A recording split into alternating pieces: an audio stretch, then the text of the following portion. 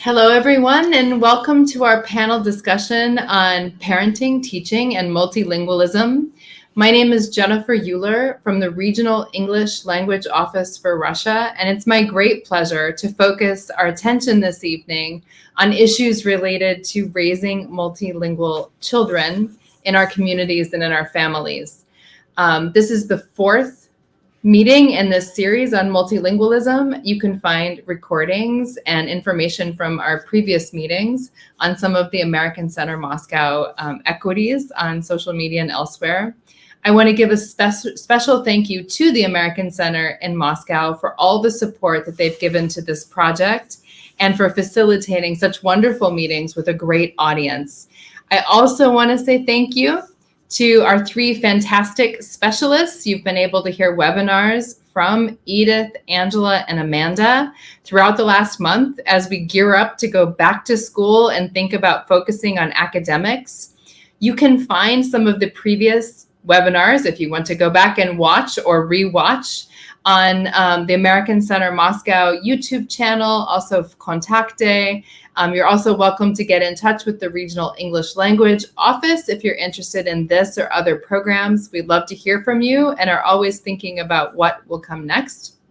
In fact, this webinar series is inspired by a teacher and a parent who asked me if there was good research-based information and we might put on a series on this topic. So it's a very real example of how what you want matters, and we hope you'll be honest in your feedback. But for now, I'd like us to tune in for the next 60 minutes for an active conversation. If you have questions that you have always wanted to ask an expert, now's your chance. Put them in the chat box wherever you're watching, and we will grab them and ask them throughout the webinar to make sure that we satisfy your need to know more. But as a matter of introduction, I would like to talk to our speakers, have them introduce themselves, say hello, where they're calling from this morning or this evening, depending on which time zone you're in, and also to share what they think is one superpower of a multilingual person or a multilingual child. And I'd like to start today with Angela. Good morning, everyone. Buenos dias, buongiorno. Those are the languages I speak. I speak Spanish, Italian, and English. And I am calling here or streaming to you live from Los Angeles, California, here in the United States. And for me, a superpower that a multilingual person has is having the key language. For me, is the key to a culture. So when we speak multiple languages, it allows us to understand the people, the culture of the people that speak that language. And so for me, that's probably the most beautiful aspect of learning a language that I can think of. So thank you. Thanks, Angela. And we'll just go elsewhere in the same state, and I'll have Amanda go next. Thank you. Hi, everyone. It's good morning for me since I'm also in California. I'm calling you this morning from San Francisco, where I'm actually sitting in my bilingual Italian immersion school. We also teach Spanish here as well. So I personally feel very lucky that I get to be in a multilingual environment every day, and I get to use and hear different languages every day. So for me, a superpower of being multilingual is you have access to so many more words and phrases and ways to say things. And I'm sure some of you who have this experience, know that words don't translate one for one. So I see people often looking for a word and realizing that the correct word is not the one in English or in Italian, it's another one, and grabbing it and pulling it in and then explaining, hey, this is what this word means. It's a little bit different. And I think that really enriches your ability to, to speak and express yourself and think about the world in different ways. I love that, Amanda. And I can imagine, I'm thinking through several words I know right now that only exist in one language or another. It's fascinating. Thank you. And we'll go last to Edith. Howdy. Hello from San Antonio, Texas. Good afternoon. I think my superpower is, I speak English, Spanish fluently. I'm a native Spanish speaker, and a little bit of French, conversational. And I think my superpower is that I am a much better listener as a result of speaking and learning different languages. Even just a syllable or an utterance makes me pause and think that it could be a word that could mean something. So I pay a lot of attention to sounds. And I do think that people who speak more than one language are always kind of listening more carefully in that way. I couldn't agree more, and I can see the whole panel nodding along. Let's jump right in. I'll remind our audience one more time that you're welcome to ask your questions by typing them in the chat box. We'll pull them and I'll moderate them with the panelists as we go along. I'd like to start again with you, Angela, if you would. What is one myth that you would like to dispel about multilingualism? I think a myth that is frequently, kind of perpetuated especially in the educational system, is that learning multiple languages at the same time confuses children, or that that it's an inappropriate way of approaching the multilingual, education of a child. And as someone who learned multiple languages starting from a very young age, I think it enhances every aspect of your life. I mean, it makes you more intelligent, right? It allows you to understand different perspectives from different people at a very young age. And so the myth that we should wait to learn languages is one that, in my opinion, is incorrect. In fact, in my webinar, I spoke about the critical phase of learning languages and how it's important to learn them from a young age. So, thank you. I love that. And I know I've heard you talk in other contexts about children being sponges and the plasticity of the mind, which I love thinking about both of those kind of like squishy things that are easier when you're a kid. Amanda, I wonder if you could talk a little bit about maybe like what you see as an upside or a downside to multilingualism. Yeah, that's a great question. And I think, we've shared a lot about the upsides. I don't know that I would say there's like a fully negative downside, but I do think it's important to remember as teachers or as parents of children learning languages that it's a lot of work to learn another language. And, I think we're all here because we think it's worth that work, but I don't want to underestimate the importance of knowing that it's tiring. And I think those of us who have that experience of learning a language and being immersed, that when you have to really concentrate to listen to understand what someone is saying, that can be tiring. If you spent an entire day, at school in another language, you're going to feel tired. And that's okay. That's a normal part of the process. And we just have to be prepared for that and prepared for what that looks like for children. And I know, at my school, sometimes parents are really surprised because their kindergartners come for their first days of language immersion, and then they get home and they just lie down and go to sleep. And they're like, my child hasn't napped in years. Why is he so tired? And I tell them, it's okay. That's part of the process. We expect to see that. And as they get more comfortable, it will get easier for them. But it's definitely a real thing. I can relate to that even as an adult. So thank you for that example. Edith, how about you? Is there a myth you would like to dispel about multilingualism or being a multilingual? Yes, I think oftentimes, as Amanda shared and as Angela shared, so we're looking at what we're seeing, the product, the output, but we're not really thinking about the cognitive demands, like what the brain is actually doing when the information is being processed. We're just really looking at the output. And so there's a tendency to think that children are confused when they switch languages within one sentence, or if they complete one sentence in one language and then switch to the other.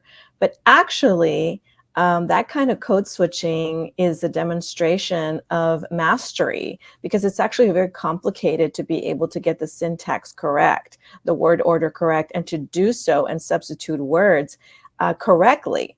And so it's very important to make sure that we understand that just because children are switching, it doesn't mean that they're confused.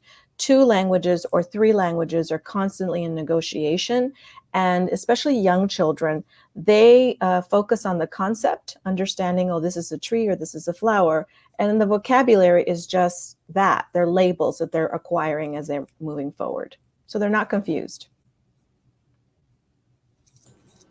Thank you. I think that's a really nice way to introduce ourselves. This is complicated, even though complication can sometimes be misconstrued as confusion. So that's interesting. I'd like to start this time with Amanda. And I'd love to ask you, because you work with kids who are in multilingual homes, what are the main challenges you see in raising multilingual children at home? And then if you have any strategies to overcome that challenge you talk about, we'd love to hear them. Yeah, this is a question that comes up all the time because we have many different families at my school with different linguistic situations at home. So we teach in Italian. Some of our families do have an Italian speaker at home, some do not. Some have both parents who are English speakers, and sometimes there's another language as well. And so I think it looks a little bit different for everyone depending on what languages are spoken in the home. I think there are many different ways to approach this. So everyone has to figure out what's going to work best for your own family. You know, it does work for a child to be learning a language that the parents don't know, actually. And parents can still support that process by showing curiosity and encouraging their child, by providing materials and asking them questions, asking them to compare or teach them. Kids love it when you put them in the role of teacher. So ask them to teach them the new vocabulary, or say, hey, can you tell me how you say this? I noticed that it's different.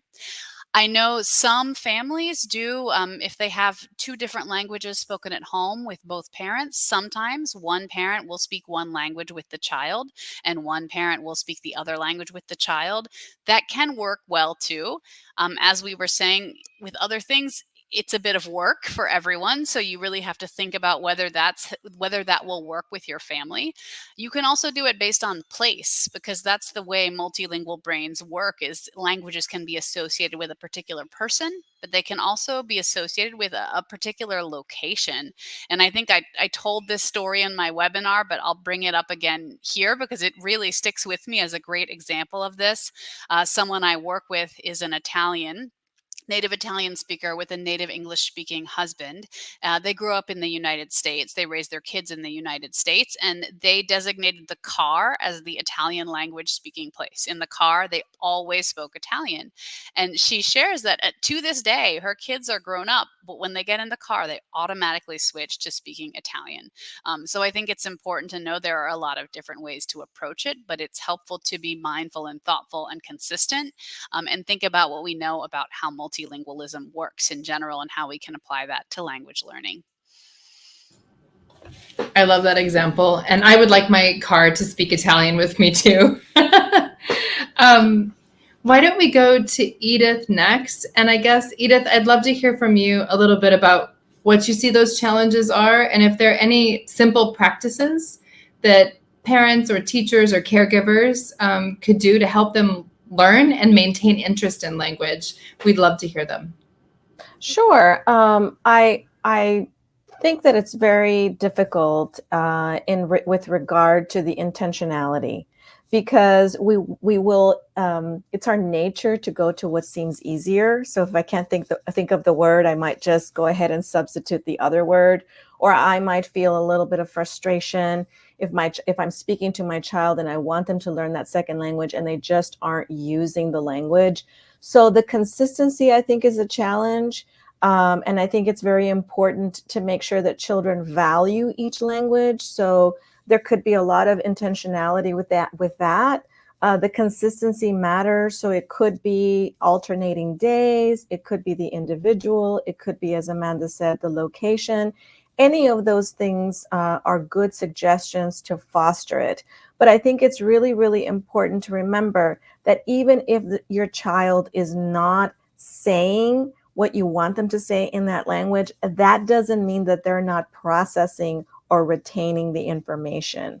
They may really surprise you after a few weeks and all of a sudden speak to you in a complete sentence in that language that they've been listening to for 3 months or 4 months. So you just really have to stay committed and be very consistent with it. And I think to give value to each language and to model it as much as possible. I think that's good reinforcement. And I'm wondering, Angela, if you'd like to comment on those two responses or add to them. Yes. So I would like to add also that, it also depends on the dominant language of the parents, and really going back to that intentionality, and it does take work, and sometimes it's uncomfortable even for the parents. For example, if your dominant language is English, but you speak Spanish, let's just say, as a second language, I mean, it might be more challenging for you to always kind of stay in Spanish to be able to transmit that language and teach that language to your children. But it's a commitment of the family. It's not just, oh, how can I raise this child to be multilingual? How can the family be a multilingual family? And, I always tell people, my dad only spoke to me in Italian, and I lived in the United States, and Italian isn't really spoken by that many people, but he would read to my sister and I. Just by reading to us, we became literate in Italian. We could write, we could read, and just so reading to your children and really putting in that work to make sure that the family, as a family, as a unit, becomes multilingual and develops that multilingualism is very beautiful. So I always like to share that story about my life as well. I love the personal example, and I've heard you talk in other instances about kind of relaxing together with the language, so it's not always a high stress situation. So I love that example of reading together. And then I wonder if you could comment a little bit, Angela, because I heard you talk about this another time, about policing the use of language and how that may harm or facilitate multilingual children to speak the other language. Yes.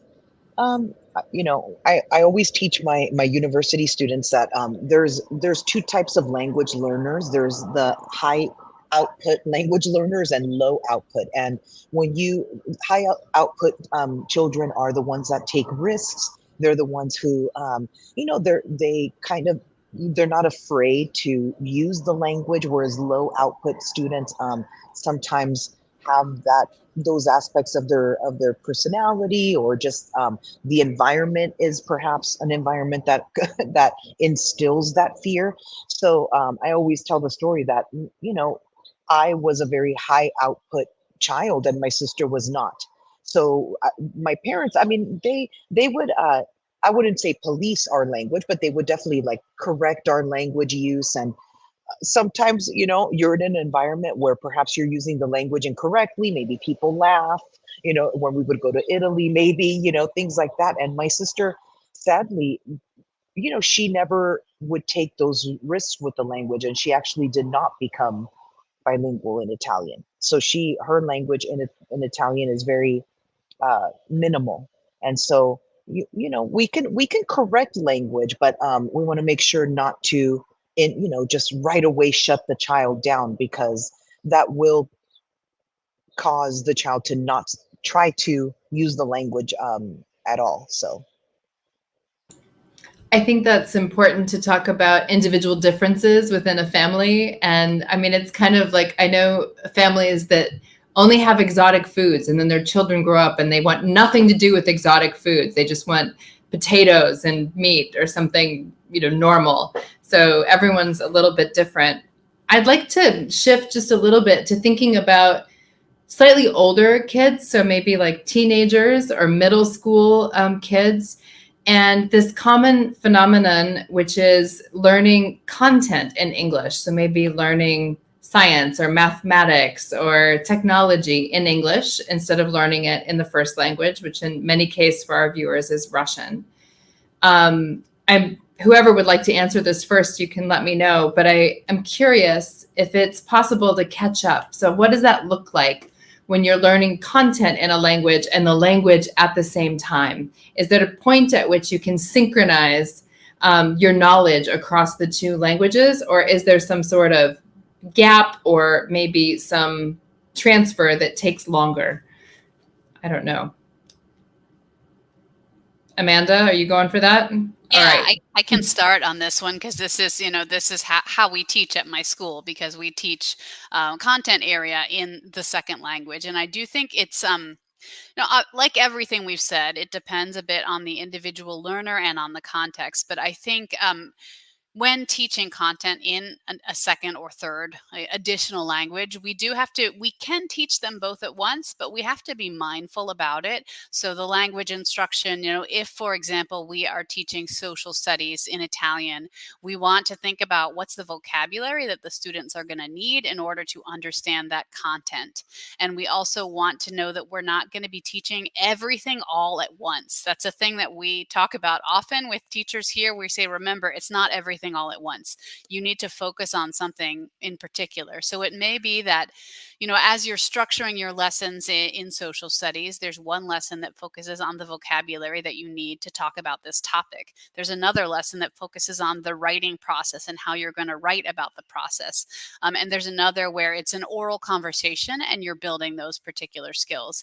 And I do think we transfer skills across languages. So it's very helpful when children have a base of knowledge in the more comfortable language, the first language, the one they feel more confident in. So it may be having them read some content about it beforehand so they can go in feeling a little bit more confident with the additional language. But it is something that I think everyone needs to be mindful of. It doesn't happen automatically, this transfer. We have to make it happen consciously. That's really helpful. Would someone else like to comment? Go ahead. Go ahead, No, Angela. go ahead. Okay.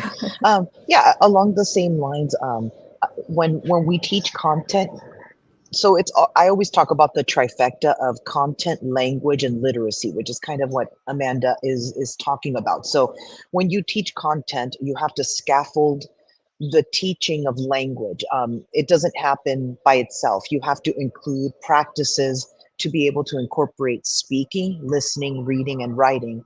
And you teach. It's a very complex process. The teacher really has to have, a high skills and to be able to do that. So when the best way to learn a language is to attach content to it, because it's I always like to refer to it as you're giving the language something to grab onto in a way, but you have to also use language in a scaffolded manner to be able to incorporate those 4 literacy strands, which can be it's not a simple process. It can be quite complex.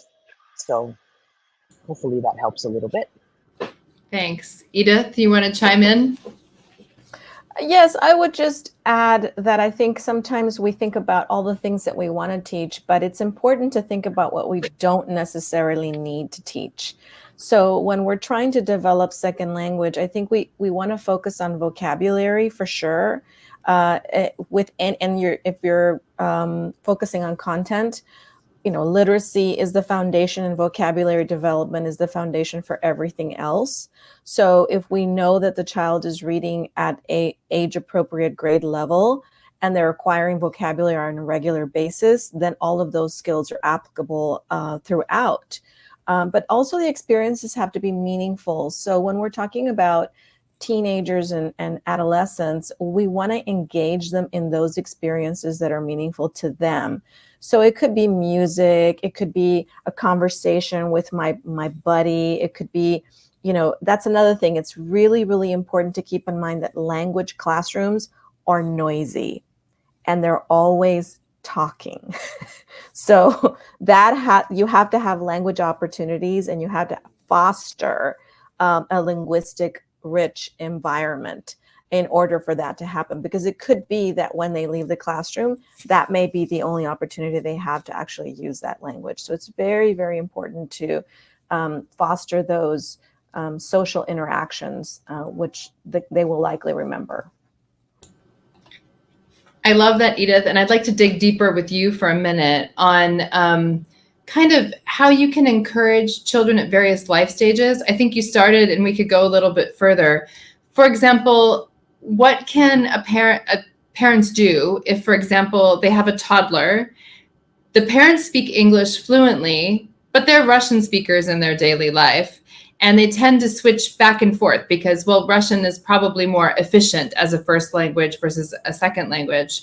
So a set of parents may choose, for example, that they use English when reading books or sometimes in the playground, but it's not very consistent.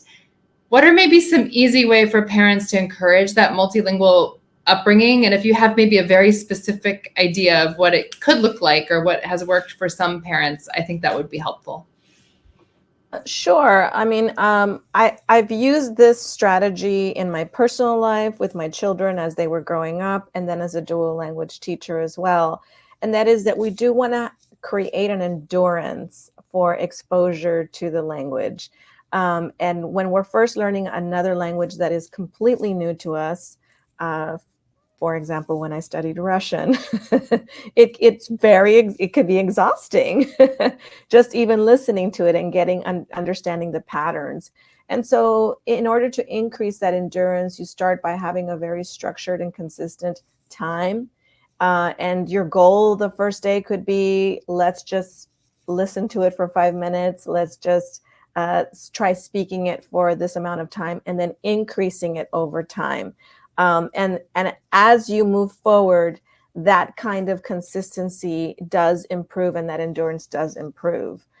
Even when the child is silent, you're still exposing them to the language by modeling that language or having something else do the work for you: music, a show, some kind of technology or an app. I love that, because I think learning can be fun. There can be games, there can be music, there can be dancing, all kinds of things that happen that aren't necessarily teaching per se. And I'd like to continue with more on that topic, and also kind of a key question that's been asked by our audience. Angela, if you would snack on this question first, it would be helpful. Is it worth it for toddlers to take full-on English classes or bilingual nursery? What recommendations do you have for a parent working with a toddler in a monolingual environment that they would like to encourage more languages to be part of their life? So I think also going back to what Edith kind of mentioned about making, especially at such a young age, when children are toddlers, making that language learning also be, I'm not going to use the word passive, but kind of taught through things that encourage learning, like music, and even just watching when you look at, for example, how children in other countries learn English, for example, like Denmark and Sweden, none of their movies are dubbed. It's always they're starting to watch movies, like Disney movies and things like that from a young age in English. Chants and poetry and reading books, and I think it just depends on what's happening in those language learning classes. I mean, when at such a young age, I wouldn't necessarily structure those classes as I would, based on academics. It could be based on play and use of language during play, and just having students, children be able to be exposed to that language at a young age, and then building upon that as they grow. So learning the alphabet, numbers, colors, and there's so many resources nowadays. But I always go back to reading to children. I mean, I don't think there's any more powerful of an example as I give about my father, who all he would do besides speaking to us is read to us, play music. We would watch movies, Italian movies. I didn't even go to Italy until I was 24 years old. When I landed in Italy, when I was 24 years old, the language started coming out. Why? Because my dad would read to us. Our home was musically Italian and culturally Italian. So that's what we do with young kids too, in my opinion. So I love what you're talking about, creating an environment. And I wonder, Amanda, you work in a multilingual school, if you have some comments you'd like to add on that topic. Yeah, well, I wanted to add, I think when wondering whether it should be a class for children, an English class, or a different experience, I guess that really depends on what the class is. Because I think if it's a well-designed class for toddlers, it's not going to be that they're sitting, at a table doing exercises in English, because toddlers' brains are wired to learn language. That's what they do automatically. But just as Angela said, through this very interactive, playful way. So it could be that there's a class that is well designed, that involves a lot of singing and playing and just interacting with each other in the language. And I think that works very well for young children. They're just starting to get to know the language of the world around them, and they want to be able to communicate and they want to be able to play. So I think that the stories and the songs and the games, it shouldn't be as should be structured in a certain way, and that it should have some routines and some regular things that are done, but it doesn't need to be structured in the sense of, okay, now we're studying vocabulary. It looks different for the little ones. Thanks. I now have another question that's been asked many times, so we have to address it. And we've all been talking about the positive, transformative, peace-building nature of speaking a foreign language, understanding other people, and bringing together difference. I wonder, in your expert opinions, if there's any drawback. What is the negative part of being multilingual? And I'll take it from anyone who looks ready to contemplate that answer. I can add this, that I think what I have found is that people who speak more than one language can be very hard on themselves. So if their third language, for me, my third language is French. I've been in different countries and I felt a little bit unsure about, is my French going to be good enough to be spoken in Paris? And then, as it turns out, it was. It was fine. And that's because that library is there. Much like what Angela was saying, she'd been hearing it at home, she'd seen, all the culture, and then she got there and it was there, it was present. So if I just want to actually focus on something, it has been my experience that students who are learning a second language or a third language tend to be a little bit hard on themselves and maybe even a little bit inhibited in practicing, because they want to say it perfectly or they're thinking about the grammatical structures. Well, when we have to remember that the most important part here is use, actually applying it and acquiring it. So that's the only thing I can think of. Anybody else have something you'd like to add? The difficulties of being multilingual? Amanda, go right ahead. Yeah, I'm just thinking about, when there's a language that for myself, there are languages that I use more often, and that's actually changed over time because I worked in a French immersion school for 10 years. So French was very present for me at that time. Italian I had studied in college, but I was not using it actively. And then I made a big switch to a Mandarin school, and I had never studied Chinese. So I started to learn some Chinese. I speak Portuguese as well, and now I'm in Italian. So what I've noticed is sometimes if there's a language that's kind of moved to the background, when I try to bring it back up, the other ones get mixed up in there. And I think and it doesn't even always make sense. Like I work with several Brazilians here at my school, and I get excited because I'm like, okay, I can speak Portuguese. But then sometimes a Mandarin word will pop into my head when I'm looking for the Portuguese word, because I'm not actively using Portuguese as much now. And I feel frustrated in that moment. But I do know that when I need to pull those languages out and use them, if I get myself into the habit and start to use them more, they'll come back. And I found that to be the case with myself in Italian now. Now I feel much more comfortable in Italian because I'm using it every day. So, I think similar to what Edith was saying, you can be hard on yourself because you're like, I can't speak that language.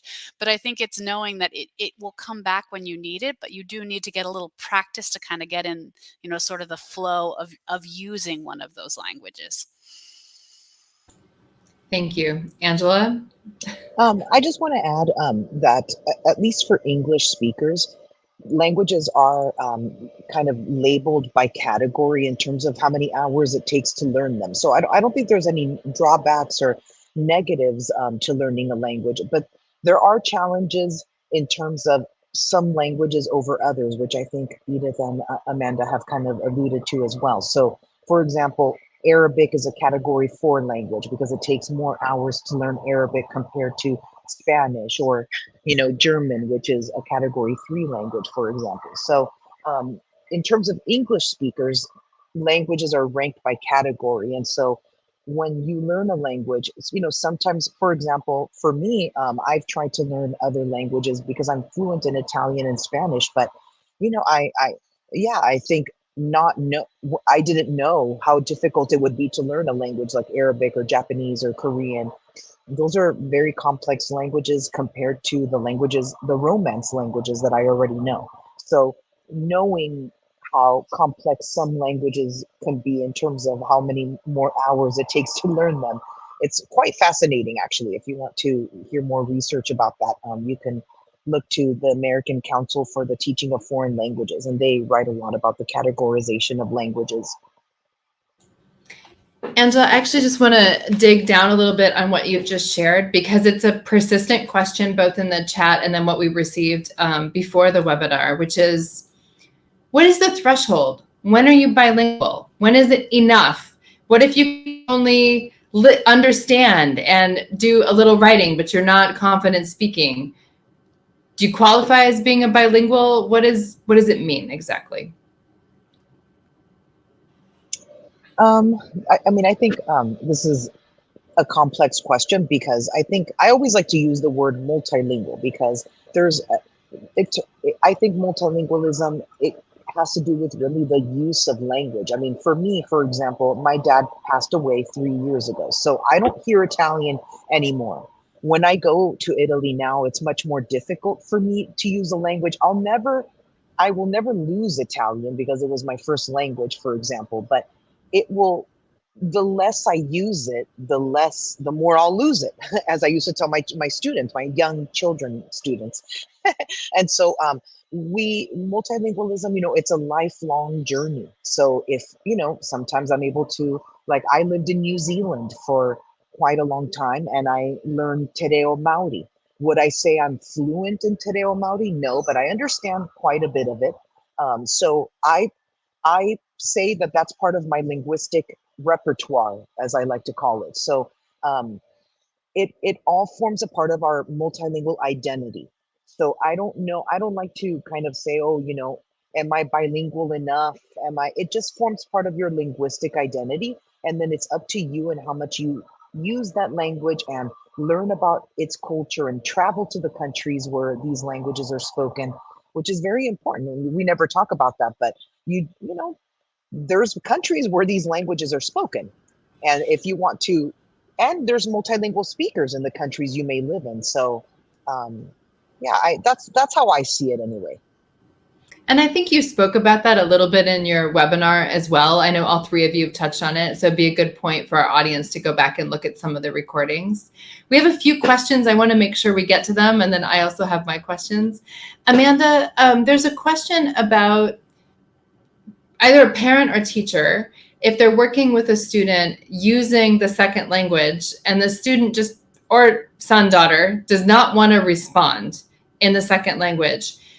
Do you have any experience with this? Should the caregiver persist in continuing to use the foreign language or move on to using the first language again? I hope I've made my question clear enough. Like if a Russian parent is speaking English with their child, but the child only wants to respond in Russian, what recommendations do you have or observations do you have of working with families or parents? Yeah, and I think there are two things that come to mind in thinking about that question, because one is who you are speaking with. And it's very common, actually, if a child has the habit of speaking to a parent in one language and they've been introduced to a new language, they may not want to switch and speak with the parent in this new language because it doesn't feel right to them. And that really does match with how, multilingual people function in their lives. As I think we've touched on earlier, people often associate a language with a particular person. So if you have been associated with Russian and you're trying to switch in your child's brain, that might be a little strange for them. So I think that's something to think about. I'll come back to how we deal with that. But I think another piece of this is also motivation for learning and speaking a language. Because I think we all know that nobody will learn anything if they don't want to. You just cannot force someone to learn something. So I think we always have to keep that in mind. As parents and teachers, we have motivations for wanting children to learn a language. That doesn't mean that they're motivated to do so. So we really have to know that learner and be persistent, because it may be they're not motivated right away. It might take some time, but with time and patience and finding what are the things that excite them and interest them, maybe they love a certain type of book and you can read that book in that language. Maybe they're very socially driven and they can have a friend who speaks that other language. Maybe they love music and music is the way to get in. But I think I always talk to families about leaving little crumbs, almost for the children to pursue. Like, even if you don't give it to them and say, read this book, you leave it out and they find it. So I think there's a way to continually work at that. And I think as the parent, if you are not associated with that language, you can still get there. It just might take a little bit of time. And I think the sort of back and forth and like, hey, I know that we always speak in Russian, but I really want to learn some English with you. Maybe setting a specific time when you will speak English, or finding a way that you can connect to use English. I do see, with kids at my school, it's common for them to ask their kids to speak Italian at home with them, and they're like, oh, I want to hear you speak Italian. And the children will say, no, I won't do it. But often the switch they get is when they get to say to the child, I want you to teach me the Italian now. Can you teach me? And they love that. And then they start correcting their parents' pronunciation, and then, they can go. But like everything I think we've talked about, it just takes a lot of persistence and maybe sometimes trying from different angles until you get there. I love that. And I have a little twist on that question for Edith. Edith, how do you think that parents and teachers can collaborate to help children learn? Any ideas from your experience on that topic?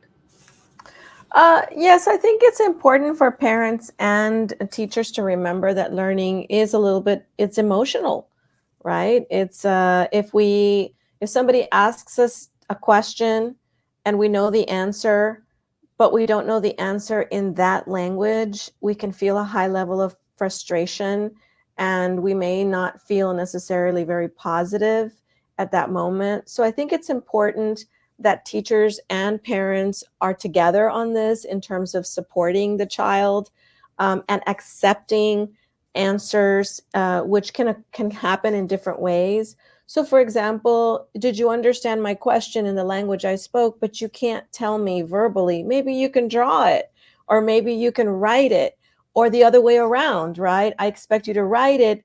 And actually writing, even for monolinguals who speak only one language, writing is a very difficult skill to acquire just for monolinguals in any language. So when we're asking someone to write effectively in a second language, it's a very high thing that we're expecting. So I think one way to collaborate is for both teachers and parents to understand, think about the different ways that you could accept that. What would it look like? And the idea is that you want that child to feel safe to be able to start using the language, because then they're encouraged to continue to use it. That's an excellent way to kick off that topic. Angela, I know you have more to say on this topic. Do you want to talk about parents and teachers working together between home and school? Sure. I always, when I was a teacher, I would always encourage parents also to, for example, if you're a parent who doesn't speak the language, try to have as many experiences with families who do speak the language. And again, I can't, like, for example, play dates and making friendships with other families. And I always like to reiterate the fact that learning for a child, when a child is learning a language, it's a family learning the language also. So the child, if the child sees that you're trying to learn the language, you're trying to use the language. But also, going back to the same example I always give about my family, I did not when I say I was always very afraid, even though when I finally went to Italy, I did speak Italian. I used the language very frequently, but I did not speak Italian, and this is not an exaggeration, until I was 24 years old. My first language was Italian until I was 5, and then it was replaced by Spanish and English. My dad would speak to us. We never responded in Italian, but just the input of language that he gave us was enough for us to become, bilingual, at least for me to become multilingual. So um, even though your child may not be speaking as much, don't worry. Eventually, the language is there. You're building the language. And so children speak the language also with each other.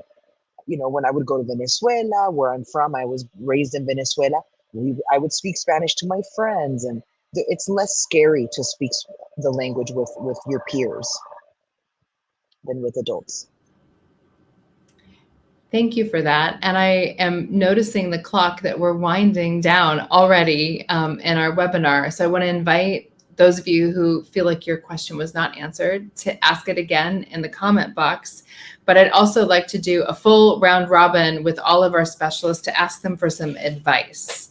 So all of these ideas are, I think, understood and appreciated, but are there any specific resources, books, platforms that you would recommend for parents or caretakers if they would like to dig deeper into this topic of raising multilingual children and supporting them? And I think I'll start with Amanda for this one. I have a favorite book that I really love, and it's called Bilingual Life and Reality.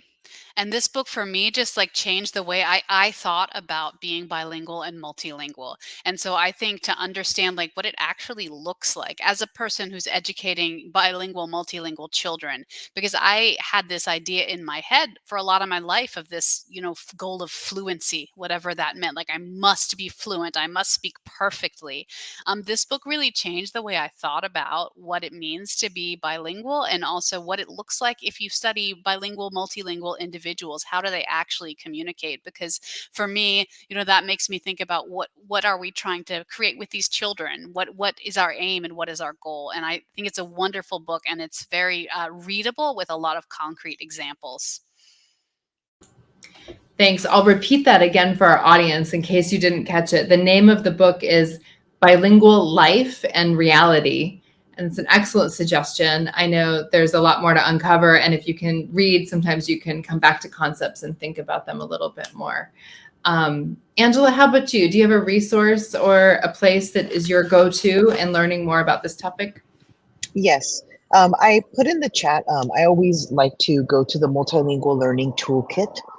They have a lot of resources for teachers, for parents, especially of young children, but also, believe it or not, I know it seems kind of simple, but Duolingo is an amazing. I have friends who have really developed quite a conversational base in a language because of Duolingo. And then YouTube, even if you search webinars, I included some in my summary for my webinar, but YouTube has, if you search like trilingualism webinars or multilingualism webinars, there's so many experts and researchers in multilingual education, right? It's that do webinars and give information on for teachers, for parents. So those are just some. There's a lot of information out there, and I think your recommendations are helpful because for people who aren't familiar with this topic, it can be difficult to sort out what is high quality and what is someone's opinion. So I appreciate those recommendations, Amanda and Angela. And Edith, we're eager to hear yours. Yes, of course. So the Office of English Language Learning Acquisition for English has a wonderful toolkit for newcomers and for anyone who's trying to learn English specifically. But I would say that, as Angela said, YouTube you don't have to do all the heavy lifting yourself if you're trying to support language at home. There's a lot of wonderful children's books that are read alouds, and that you even have the author who's actually reading the book. It's modeling the language and the pronunciation if you feel uncomfortable doing that yourself. And if you want to foster, I mean, to me, that's my go-to, but my real go-to is my family. So when I want to foster language, I elicit all of my family members to support what I'm trying to promote with my own children, and whenever I'm trying to really promote that kind of language development.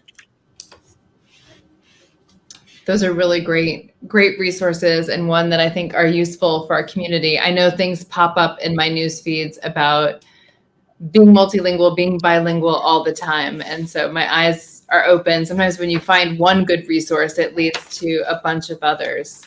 I want to invite our audience again to ask questions if you have them. I can see a couple more in the chat, so we'll take as many as we can in the next 8 minutes of our webinar.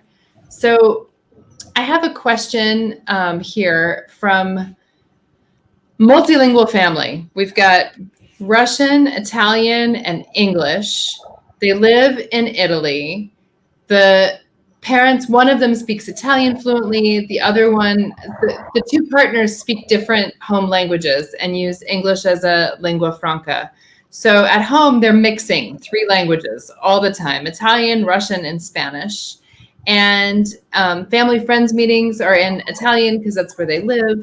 But they would like their children to grow up to speak Russian, Italian, and Spanish, which would be great, and English. So this is great mix. I would love to be a child in this family. What about confusing languages? Should parents be concerned? Anything they can do to make the routine more conducive to the children gaining proficiency in all of those languages? I would just say that it's very important that the child's dominant language, that literacy, be fostered in that specific language, whatever it is. If it's Italian, making sure that literacy skills are fully developed in that first language, because all the other languages are going to be anchored from that first language. If a child knows sentence structure, if they understand syntax and all the components, then everything else stems from that. So that, to me, is the most important part, the reading ability in their native language. Yes. I also would like to add something else. Also avoiding simultaneous translation. So, if you're speaking one language and then you immediately translate it into another, it's unnecessary. You really want to avoid that, because children will then choose the more dominant language to really focus on. So avoid simultaneous translation as much as possible. And I'll add a little bit too, because I think, it depends a little on the age of the children. I think when they're younger and you just want to get some of that exposure and practice and feeling some comfort with the language, but as they get older, it is important, if you want the children to be fluent and to develop an identity in each of those languages, to create sort of protected times and spaces to develop skills in those language. So, when they're younger, there can be a little bit more mixing and play, but as they get older, we need to say, okay, this, whatever it is, maybe it's at dinner on Tuesdays, we are all going to speak in Spanish. And then we're going to all read a story, bedtime story in Italian, so that they actually have time to practice, because we want to make sure they're not just getting the receptive skills, but we can, push them and encourage them gently to be able to produce and speak the languages too. Great advice. I have a question that I feel like we've addressed, but I want to address it directly. And it's been asked more than once, which means it's a question that many people, that I think more than one person has. Multilingualism. Is it a talent or a gift that only some kids or adults have? Or is it something that anybody can grow? Angela, you want to start? Sure. I think anyone can become multilingual, especially when you start very young. But there are some people that, I mean, and this is, to be honest, this is just my personal opinion, just because of what I've seen in my life, that seem to be very, they're, I don't know if it's because they learn many languages at a young age, or they're just able to learn multiple languages rapidly, or more quickly than other people, or more efficiently. I, there are people who are gifted in that area. So, but I do think it's a right that everyone should have from a young age to become multilingual. And it's a beautiful gift. It is life changing, and it's the best gift you can ever give your child, is to have the opportunity. But yeah, I think everyone has the capacity to learn other languages. Great. Amanda, Edith, would you like to weigh in? Yeah, I agree with what Angela said. I think it's important to know that anyone can learn another language, and really at any time in your life you can learn another language. There are definitely advantages to learning it when you're younger, but there are also advantages to learning a language when you're older, when you have a better idea of how to go about learning something. And so, I think some people have in their mind that this idea of this, special multilingual individual, but really it can be anyone. Our brains have that capacity, and we can always learn more anytime. That feels very empowering. So thanks for saying that. Even we all can learn other languages, which feels great. Edith, would you like to weigh in? Yes, I agree with Amanda and Angela. Anyone can be multilingual. I like Angela. I entered the American school system when I was 5, and I didn't speak any English, and my parents only spoke Spanish at home. And I'm the youngest of 6, and all of us, it was the same experience, and it was very important for us to keep our native language.